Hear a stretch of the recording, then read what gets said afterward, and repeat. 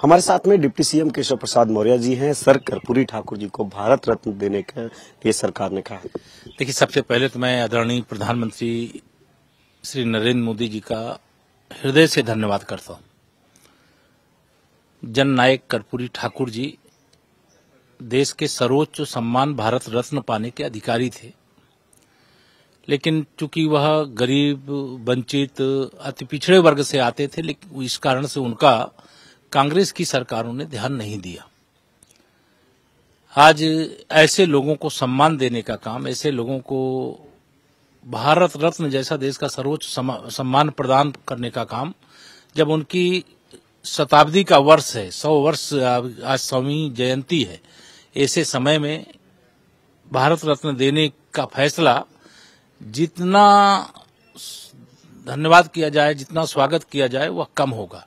मैं कर्पूरी ठाकुर जी को मानने वाले केवल बिहार में नहीं कि वहां के 2 बार वह मुख्यमंत्री रहे इसलिए मानते हैं, उनको मानने वाले, उनको चाहने वाले पूरे हिंदुस्तान के अंदर हैं और लोगों की भावनाएं थी कि उनको ये सम्मान मिले।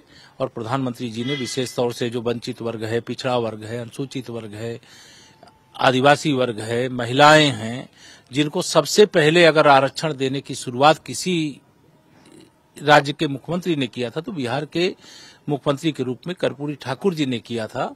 वह सामाजिक न्याय के देवता थे।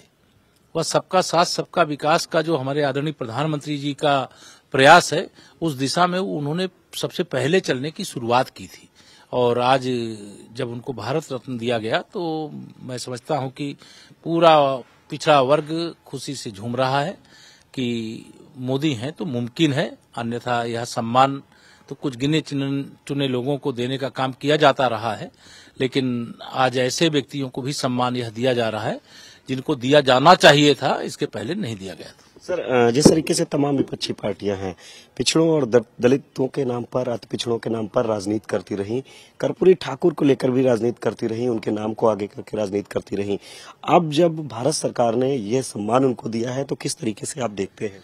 देखिए, जो विपक्षी दल हैं, किसी के नाम पे राजनीति करना, वोट मांगना और आचरण ठीक उसके विरुद्ध करना, ये दोनों में अंतर होता है। आज माननीय प्रधानमंत्री मोदी जी ने, उनकी सरकार ने जब भारत रत्न जननायक कर्पूरी ठाकुर जी के लिए समर्पित किया, तब ऐसी सोच वाले लोगों को एक बार नहीं 1000 बार सोचना चाहिए। सबका साथ, सबका विकास, सबको सम्मान, सबको स्थान एक अलग चीज होती है। और कुछ का साथ, कुछ का विकास, कुछ का साथ परिवार का विकास, कुछ का साथ गुंडों का विकास, वो एक अलग बात होती है। हम बात करें डॉक्टर राम मनोहर लोहिया की, बात करें जननायक कर्पूरी ठाकुर जी की, बात करें जयप्रकाश नारायण जी की, बात करें जनेश्वर मिश्रा जी की, बात करें राष्ट्रपिता महात्मा गांधी की, बात करें जो सच्चे समाज सेवी थे, जो सच्चे भारत माँ के पुजारी थे, उनकी बात करें, नेताजी सुभाष चंद्र बोस जी की, बात करें हम लौह पुरुष भारत रत्न सरदार वल्लभ भाई पटेल जी की, आचरण ठीक उसके विपरीत। आज मैं अगर ये कहूं कि इतनी बड़ी, मतलब विश्व की सबसे ऊंची प्रतिमा लौह पुरुष सरदार वल्लभ भाई पटेल जी की जो बनवाने का काम किया, वह देश के प्रधानमंत्री माननीय नरेंद्र मोदी जी ने किया, लेकिन आज तक कांग्रेस का कोई नेता वहां पर नहीं गया। क्यों नहीं गया? क्योंकि उनको लगता है कि इतनी ऊंची प्रतिमा के सामने उनका कद छोटा हो जाएगा। उसी प्रकार से जननायक कर्पूरी ठाकुर जी को यह सम्मान जो दिया गया है, मरणोपरांत दिया गया है, यह सम्मान कांग्रेस की जब सरकार थी उस समय देते तो लगता है कि उनको सामाजिक न्याय के लिए काम करने वालों के प्रति सम्मान है, लेकिन उनके अंदर सम्मान नहीं है। वह तो ऐसे लोगों का अपमान करने का काम, ऐसे लोगों का तिरस्कार करने का काम, चाहे भारत रत्न बाबा साहब भीमराव अंबेडकर जी हैं, संविधान सभा के अध्यक्ष के रूप में उन्होंने जो देश को संविधान देने का काम किया, उनको भारत रत्न कांग्रेस ने दिया? नहीं दिया। क्यों नहीं दिया? क्योंकि उनको लगता था कि वह अनुसूचित वर्ग से आते थे। कांग्रेस को लगता था कि कर्पूरी ठाकुर जी अति पिछड़े वर्ग से आते हैं, उनको यह सम्मान नहीं दिया। लेकिन जब भाजपा के समर्थन से बीपी सिंह जी की अगुवाई में केंद्र में सरकार बनी तो बाबा साहब भीमराव अंबेडकर जी को सम्मान मिला। आज अति पिछड़े वर्ग से ही आने वाले हमारे प्रधानमंत्री नरेंद्र मोदी जी देश के प्रधानमंत्री हैं, तो उन्होंने जननायक कर्पूरी ठाकुर जी को यह सम्मान दिया। तो मैं तो स्वागत करता हूं, मैं तो अति प्रसन्न हूं। सबका साथ, सबका विकास, सबको सम्मान देने का जो काम है वह हमारे प्रधानमंत्री जी कर रहे हैं और सबको स्वागत करना चाहिए। मैं तो कल से गदगद हूं। सर, जिस तरीके से रामलला की प्राण प्रतिष्ठा समारोह का कार्यक्रम संपन्न हुआ है, रामलला मंदिर में विराजमान हो गए हैं, तमाम भक्त बड़ी संख्या में मंदिर पहुंच रहे हैं। किस तरह के सरकार ने इंतजामात किए हैं कि भक्तों को किसी तरीके की दिक्कत? देखिए, यह 5 शताब्दी बाद जो देश के अंदर और दुनिया के अंदर राम भक्त रहते हैं, जिनके रगों में उन पुरखों का खून बह रहा है जिन लोगों ने रामलला को उनके जन्म स्थान पर लाने की लड़ाई लड़ी होगी किसी न किसी पीढ़ी में, आज पूरा देश उसका हिस्सा है। 5 शताब्दी के बाद भगवान श्री रामलला प्रधानमंत्री श्री नरेंद्र मोदी जी के नेतृत्व में देश की सरकार बनने के बाद जब विराजमान हुए हैं तो उत्साह स्वाभाविक है। मैं अगर व्यक्तिगत अपनी बात करूं तो मैं 30 अक्टूबर 90 का समाजवादी पार्टी की मुलायम सिंह यादव जी के नेतृत्व वाली सरकार का दमन चक्र भी देखा हूं, कार सेवकों की लाशों को भी देखा हूं। 6 दिसंबर 92 को जब आदरणीय बाबूजी कल्याण सिंह जी के नेतृत्व में भाजपा की सरकार थी तो कलंकित ढांचे को ढहते हुए कार सेवा करने का सौभाग्य भी मुझे प्राप्त हुआ था।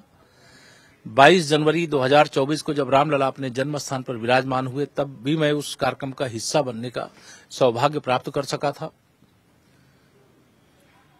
आज जो राम भक्तों का यह उत्साह है, जो भारी भीड़ है, वह उसका परिणाम है, लेकिन सरकार की ओर से बेहतर इंतजाम किए जा रहे हैं। अपेक्षा से दुगुना, तिगुना, 4 गुना, कहिए 10 गुना राम भक्त अयोध्या की ओर आना चाह रहे हैं। शायद जितनी हम लोगों को अपेक्षा थी उससे बहुत अधिक राम भक्त अयोध्या की ओर आ रहे हैं, आना चाहते हैं और आगे आएंगे। सारे बेहतर प्रबंध किए जा रहे हैं, सुरक्षा की दृष्टि से भी, स्वच्छता की दृष्टि से भी, अन्य जरूरत जो जन आवश्यकताएं होती हैं उसकी दृष्टि से भी। लेकिन सभी राम भक्तों से यही मैं न्यूज 18 के माध्यम से अपील करूंगा कि अभी भीड़ बहुत आ गई है, 2-4 दिन 10 दिन रुक करके सबको रामलला आप दर्शन देंगे। अनंत काल के लिए अब विराजमान हो गए हैं, लेकिन भीड़ आ रही है तो उनके लिए व्यवस्था भी की जा रही है। सर, रामलला विराजमान हो गए हैं, तमाम जो विपक्षी पार्टियां हैं प्राण प्रतिष्ठा समारोह के कार्यक्रम को वो भारतीय जनता पार्टी का इवेंट बता रही हैं। समाजवादी पार्टी के महासचिव स्वामी प्रसाद मौर्य का भी बयान आया, एसटी हसन का भी बयान आया। देखिए, जिनको यह भारतीय जनता पार्टी का कार्यक्रम लग रहा है, मैं एक चौपाई लगातार बोल रहा हूं, जाको प्रभु दारुण दुख दीना ताकि मति पहले हर लेना।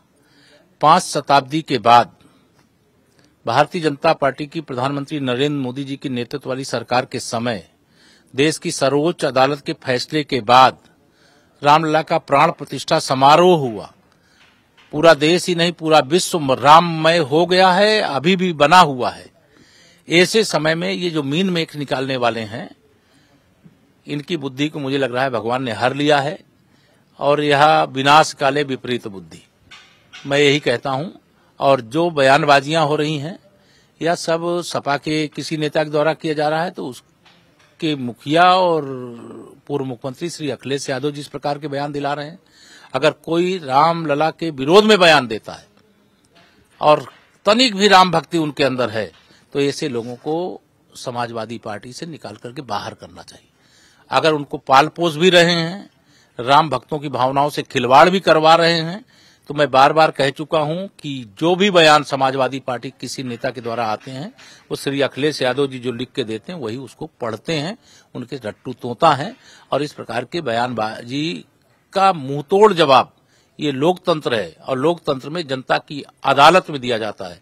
समाजवादी पार्टी को राम भक्त समाप्तवादी पार्टी बना करके इतना करारा जवाब देंगे कि कराह रहे होंगे और इनको कोई पूछने वाला नहीं होगा। सर, जिस तरीके से राहुल गांधी यात्रा निकाल रहे हैं, उनके राष्ट्रीय अध्यक्ष ने बाकायदा अमित शाह जी को एक पत्र लिखा है कि उनकी सुरक्षा का ध्यान रखा जाए। नहीं, वो तो पहले से ही उनको एक बड़ी सुरक्षा Z+ की प्राप्त है। जो देश के गृह मंत्री जी को सुरक्षा है वही सुरक्षा श्री राहुल गांधी जी को भी प्राप्त है। तो सुरक्षा का मुझे लगता है कि उन्होंने पत्र लिखा होगा तो गृह मंत्रालय समीक्षा करेगा, लेकिन जो मेरी जानकारी में है उसके हिसाब से अब इस देश में सुरक्षा के लिए किसी भी नागरिक के लिए, श्री राहुल गांधी जी ही नहीं, देश के 140 करोड़ लोगों की सुरक्षा या प्रधानमंत्री श्री नरेंद्र मोदी जी के नेतृत्व वाली सरकार के हाथों में है। सीमाएं भी सुरक्षित हैं, देश भी सुरक्षित है, देशवासी भी सुरक्षित। सर, कल प्रधानमंत्री नरेंद्र मोदी उत्तर प्रदेश में बुलंदशहर में रैली करेंगे, किस तरीके से देखते हैं इस कार्यक्रम को? मैं उनका हार्दिक स्वागत करता हूं। उत्तर प्रदेश बुलंदशहर हमारा पश्चिम उत्तर प्रदेश का बहुत महत्वपूर्ण जिला है, जहां हम लगातार लोकसभा भी जीतते हैं, विधानसभा भी जीतते हैं और 2024 भी जीतेंगे। और एक तरह से यह शुरुआत हो गई है, हम चुनावी मोड़ पर भी हैं, हमारी पार्टी भी जमीनी स्तर पर काम कर रही है, माहौल भी हमारे पक्ष में है। इस समय तो माननीय मोदी जी की इतनी तेज लहर चल रही है कि मुझे लगता है कि 2024 में सारे रिकॉर्ड टूट जाएंगे। ये हमारे साथ में थे डिप्टी सीएम केशव प्रसाद मौर्य जी। इनका सीधे तौर पर कहना है कि 2024 में सभी रिकॉर्ड लोकसभा चुनाव के टूट जाएंगे। कैमरामैन सारद के साथ संकेत मिश्रा, न्यूज़ 18 लखनऊ।